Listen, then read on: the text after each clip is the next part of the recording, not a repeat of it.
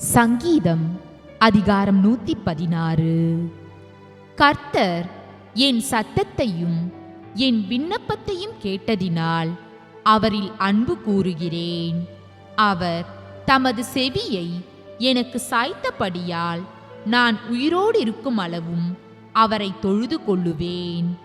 மரண கட்டுகள் என்னை சுற்றி கொண்டது, பாதாள இடுக்கண்கள் என்னை பிடித்தது.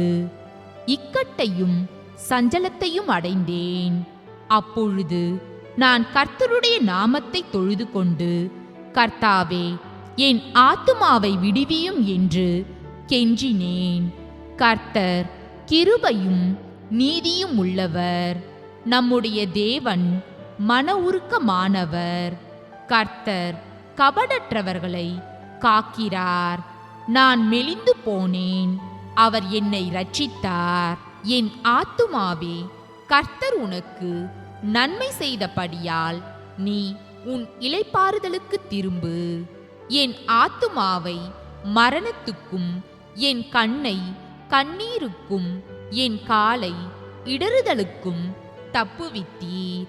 நான் கர்த்தருக்கு முன்பாக ஜீவனுள்ளோர் தேசத்திலே நடப்பேன். விசுவாசித்தேன், ஆகையால் பேசுகிறேன். நான் மிகுதியும் வருத்தப்பட்டேன்.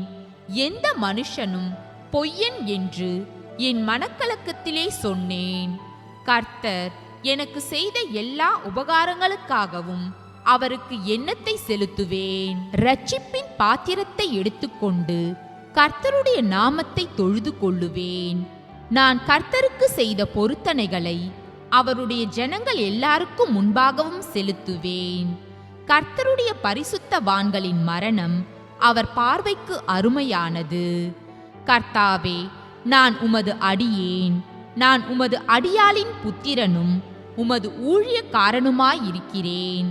என் கட்டுகளை அவிழ்த்து விட்டீர். நான் உமக்கு ஸ்தோத்திர பலியை செலுத்தி கர்த்தருடைய நாமத்தை தொழுது கொள்ளுவேன். நான் கர்த்தருக்கு செய்த பொருத்தனைகளை அவருடைய ஜனங்கள் எல்லாருக்கும் முன்பாகவும் கர்த்தருடைய ஆலயத்தின் பிரகாரங்களிலும் எருசலேமே உன் நடுவிலும் நிறைவேற்றுவேன். அல்லேலூயா.